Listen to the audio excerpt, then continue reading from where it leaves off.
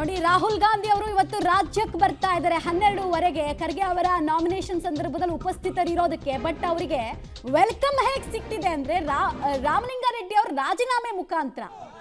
ಇದು ಕಾಂಗ್ರೆಸ್ನ ಅತಿ ದೊಡ್ಡ ಮಿಸ್ ಕ್ಯಾಲ್ಕುಲೇಷನ್ಗೆ ಸಿಕ್ಕ ರಿಸಲ್ಟ್. ನೀವು ದೃಶ್ಯಾವಳಿಗಳನ್ನು ನೋಡ್ತಾ ಇದ್ದೀರಲ್ಲ, ಇದು ಕೋರಮಂಗಲದ ರಾಮಲಿಂಗಾರೆಡ್ಡಿ ಅವರ ಕಚೇರಿ ಮುಂಭಾಗ. ಡೀಟೇಲ್ಸ್ ಕೊಡ್ತಾರೆ ಸುಕೇಶ್ ನೇರ ಸಂಪರ್ಕದಲ್ಲಿ. ಸುಕೇಶ್, ರಾಮಲಿಂಗಾರೆಡ್ಡಿ ಅವರು ಎಕ್ಸ್ಟ್ರೀಮ್ ಸ್ಟೆಪ್ ಅಂತ ತಗೊಳ್ಳಲ್ಲ, ನಾವು ಹೇಳ್ದಂಗೆ ಕೇಳ್ತಾರೆ, ಕೊಟ್ಟಿದ್ದನ್ನು ನಿಭಾಯಿಸ್ಕೊಂಡು ಹೋಗ್ತಾರೆ ಅಂತ ಅತಿಯಾಗಿ ಓವರ್ ಕಾನ್ಫಿಡೆನ್ಸ್ ಇಟ್ಕೊಂಡಿದ್ದೆ ಇವತ್ತು ಕಾಂಗ್ರೆಸ್ ಮುಗ್ಗರಿಸಿ ಬೀಳೋದಕ್ಕೆ ಕಾರಣ ಆಯ್ತಾ ಅಂತ? ಖಂಡಿತ ಹೌದು. ಯಾಕಂದರೆ ಸೀನಿಯರು ಹೇಳಿದಾಗೆ ಇದು ಮಾಡ್ತಾರೆ ಅನ್ನುವಂಥದ್ದು. ಆದರೆ ರಾಮಲಿಂಗಾರೆಡ್ಡಿ ಅವರ ಕಳೆದ 2 ಅವಧಿಯ ನಡೆಯನ್ನು ನೋಡಿದ್ರೆ ಅರ್ಥ ಮಾಡ್ಕೊಳ್ಬೇಕಿತ್ತು. ಅಕಸ್ಮಾತ್ ಏನಾದರೂ ಬಂಡಾಯದ ಸೂಚನೆ ಸಿಕ್ಕಿಲ್ಲ ಅಂತೇನಲ್ಲ.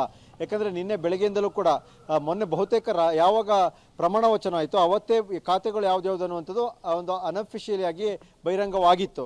ಆವಾಗಲೇ ಅವರು ತಮ್ಮ ಅಸಮಾಧಾನವನ್ನು ವ್ಯಕ್ತಪಡಿಸ್ಕೊಂಡಿದ್ರು ತಮ್ಮ ಆಪ್ತರ ಮುಂದೆ ಅನ್ನುವಂಥದ್ದು. ಆ ಸೂಕ್ಷ್ಮತೆಯನ್ನು ಸರ್ಕಾರ ಅಥವಾ ಮುಖ್ಯಮಂತ್ರಿಗಳು ಗ್ರಹಿಸಿದರೆ ಬಹುಶಃ ಅವತ್ತೇ ಅದನ್ನು ಡ್ಯಾಮೇಜ್ ಕಂಟ್ರೋಲ್ ಮಾಡುವಂತಹ ಅಥವಾ ಖಾತೆಯನ್ನು ಅನೌನ್ಸ್ ಮಾಡುವ ಮೊದಲೇ ಒಂದು ಬೇರೆ ಏನಾದರೂ ಹೈಕಮಾಂಡ್ ಮಟ್ಟದಲ್ಲಿ ಮಾತುಕತೆ ನಡೆಸುವಂತಹ ಪ್ರಯತ್ನವನ್ನು ಮಾಡ್ಬೋದಿತ್ತೇನೋ ಅಂತ. ಆದರೆ ಅದನ್ನು ಮಾಡದೇ ಇರೋದ್ರಿಂದಾಗಿ ಈಗ ಆದರೂ ಎಫೆಕ್ಟ್ ಹೊಡೆದಂತೆ ಕಾಣಿಸ್ತಾ ಇದೆ. ಹಾಗಾಗಿ ಏನು ನಿನ್ನೆ ತಡರಾತ್ರಿಯಲ್ಲಿ ಎಲ್ಲ ಪೋರ್ಟ್ಫೋಲಿಯೋಗಳನ್ನು ಹಂಚಲಾಯಿತು, ಅಧಿಕೃತವಾಗಿ ಆದೇಶ ಮಾಡಲಾಯಿತು. ಆದೇಶದ ಬಳಿಕ ಇವತ್ತು ಬೆಳಗ್ಗೆ ರಾಮಲಿಂಗಾರೆಡ್ಡಿ ಅವರು ತಮ್ಮ ಅಸಮಾಧಾನ ಬಹಿರಂಗ ವ್ಯಕ್ತಪಡಿಸಿದ್ದಾರೆ. ನಿನ್ನೆ ತಡರಾತ್ರಿ ವಿಚಾರದಲ್ಲಿ ಸಾಕಷ್ಟು ಮಾತುಕತೆಗಳು ಕೂಡ ನಡೆದಿದೆ, ಅದು ಸಚಿವ ರಾಮಲಿಂಗಾರೆಡ್ಡಿ ಹಾಗೂ ಸಿಎಂ ಡಿ ಕೆ ಶಿವಕುಮಾರ್ ಅವರ ನಡುವೆ. ಆದರೆ ತಡರಾತ್ರಿಯವರೆಗೂ ಕೂಡ ಅವರು ಮನವೊಲಿಕೆ ಮಾಡುವ ಪ್ರಯತ್ನ ಯಶಸ್ವಿ ಆಗಿಲ್ಲ. ಹಾಗಾಗಿ ಆ ಒಂದು ಅಸಮಾಧಾನ ಮತ್ತು ರಾಜೀನಾಮೆ ಕೂಡ ಈಗ ಬಹಿರಂಗವಾಗಿರುವಂಥದ್ದು.